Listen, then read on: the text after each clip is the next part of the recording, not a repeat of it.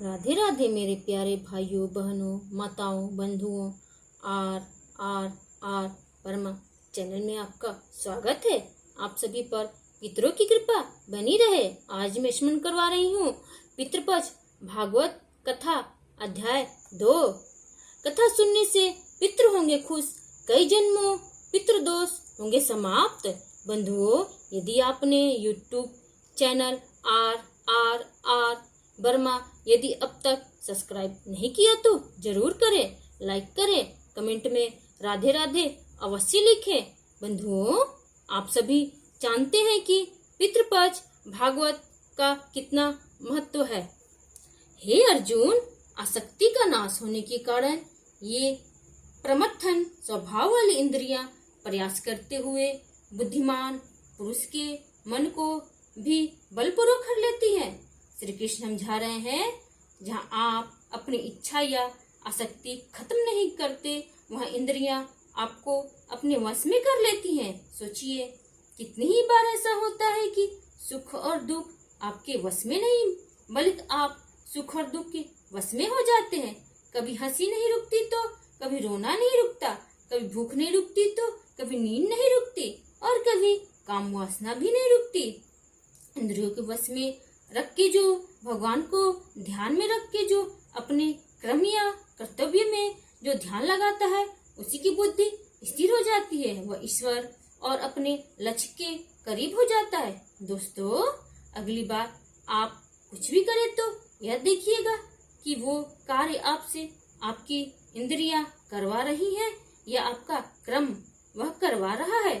आप खुद ही समझ जाएंगे कि श्री कृष्ण क्या कहना चाहते हैं। इंद्रियों के वश में ना होना और उन्हें अपने वश में करने से ही आप अपनी बुद्धि को स्थिर कर पाएंगे। विषयों के बारे में अर्थात इच्छाओं के बारे में सोचते रहने से उसमें आसक्ति हो जाती है और आसक्ति से उन विषयों की कामना उत्पन्न होती है, और जब वह कामना पूरी नहीं होती तो क्रोध उत्पन्न होता है। जिस तरह ज्यादा खाने से भूख बढ़ती है, ज्यादा सोने से नींद बढ़ती है, उसी तरह जब आप अपनी इच्छाओं के बारे में सोचते रहते हैं तो उसी में फंस के रह जाते हैं और उसे ही आसक्ति कहते हैं। आसक्ति के बढ़ने को कामना कहते हैं और कामना के पूरा ना होने पर गुस्सा आता है और तब आप अपनी समझ खो देते हैं, यानी सोचने की शक्ति कम हो जाती है। मूड भाव से स्मृति में भ्रम हो जाता है। जब सोच नहीं सकते तो याद भी नहीं रख सकते। स्मृति में भ्रम हो जाने की से बुद्धि अर्थात ज्ञान शक्ति का नाश हो जाता है। जब याद नहीं रख पाएंगे तो ज्ञान किसी काम नहीं आएगा, बुद्धि बेकार हो जाएगी और बुद्धि का नाश हो जाने से पुरुष अपनी स्थिति से गिर जाता है। जो अपनी इच्छाओं को, अपनी आसक्ति को अपने नियंत्रण में रख पाते हैं, दोस्ती, शत्रुता, गुस्से या प्यार के बिना अपनी इंद्रियों को भटकने नहीं देते, वे अंतःकरण की प्रसन्नता को प्राप्त होते हैं। ऐसे लोगों को बाहरी नहीं बल्कि हार्दिक और आंतरिक प्रसन्नता होती है। दोस्तों, अनंत खुशी की शांति कहीं बाहर नहीं होती, वो तो हमारे अंदर होती है और हम उसे बाहर ढूंढते हैं। इसलिए ऐसा कहा गया है, मुझको कहाँ ढूंढ रहे बंदे, मैं तो तेरे पास में।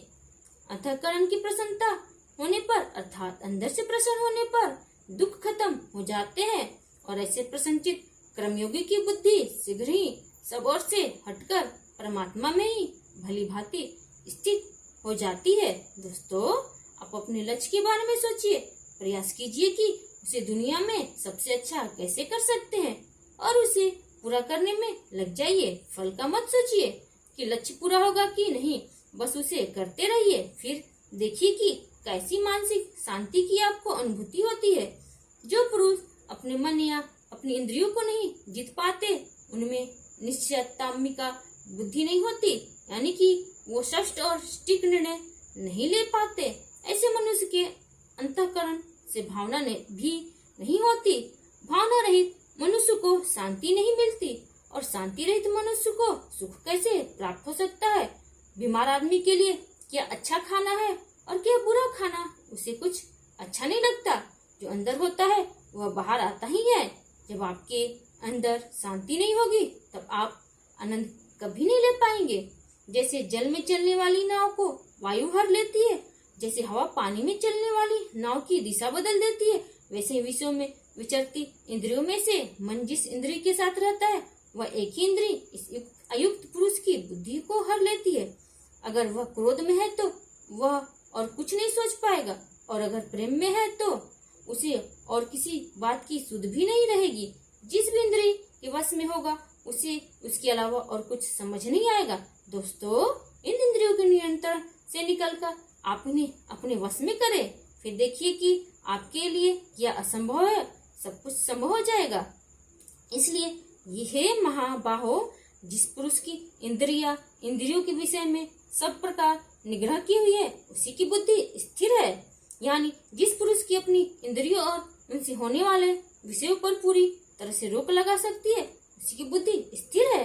और बुद्धि हमारा ध्यान ऐसी ऐसी जगह पर ले जाती है जहाँ पर हम उलझ के हमारा असली मकसद भूल जाते हैं। बुद्धि हमारी इंद्रियों को सहारा लेती है। इसलिए अगर बुद्धि पर विजय प्राप्त करनी है तो इंद्रियों पर विजय प्राप्त करनी होगी। संपूर्ण प्राणियों के लिए जो रात्रि के समान है उस नित्य ज्ञान स्वरूप परमानंद की प्राप्ति में स्थित प्रज्ञ योगी जागता है, और जिस नाशवान सांसारिक सुख की प्राप्ति में सब प्राणी जागते हैं, परमात्मा के वे तत्व को जानने वाले मुनि के लिए ये वह रात्रि के समान है। दोस्तों, श्री कृष्ण की यह बात गहरी है और समझनी पड़ेगी। जो सबके लिए रात है उस रात में योगी परमात्मा के लिए और ज्ञान के लिए जागता है और साधना करता है। और जो सबके लिए सांसारिक सुख है, जिसके लिए संसार में हर कोई जागता है, वह सुख योगी के लिए रात के समान है। जब सब सोते हैं तो मेहनती बच्चा रात में जागकर पढ़ता है और परीक्षा में वही अव्वल आता है। जैसे अनेक प्रकार की नदियों के जल सब और से परिपूर्ण अचल प्रशिष्टता वाले समुद्र में उसको विचलित न करते हुए ही समा जाते हैं, वैसे ही सब हो जिस स्थित प्रज्ञ उसमें किसी प्रकार का विकार उत्पन्न किए बिना समा जाते हैं, वही पुरुष परम शांति को प्राप्त होता है। भोगों को चाहने वाला नहीं, नदियां समुद्र पर कोई व्यवधान नहीं डालती, उसी तरह स्थिर बुद्धि वाले पुरुष में सारी इच्छाएं सारे भोग समा जाते हैं और उसे विचलित नहीं करते। कई बार किसी के कहने पर आपको बुरा लगता है और आप अपना आपा खो देते हैं। इसका मतलब आपको अपने आप में नियंत्रण नहीं है। आपको ऐसा समुद्र बनना है जिसमें कोई भी नदी अर्थात किसी भी तरह की गाली या बुरे वचन आपको कभी विचलित नहीं कर पाए। जो पुरुष संपूर्ण कामनाओं को त्याग कर ममता रहित, अहंकार रहित और संग्रह रहित हुआ विचरता है, वही शांति को प्राप्त होता है। अर्थात वह शांति को प्राप्त है। कामना का, इच्छा का त्याग करना है, उससे मोह नहीं रखना है, घमंड नहीं करना है, दुनिया में रहकर भी दुनिया से अलग रहना है। ऐसे ही मनुष्य को शांति प्राप्त होती है। कामयाब वही होता है जो परेशान हुए बिना अपने धुन में, अपने काम में लगा रहता है और सफलता उसी के ही पांव चूमती है। हे अर्जुन, यह ब्रह्मा को प्राप्त हुए पुरुष की स्थिति है।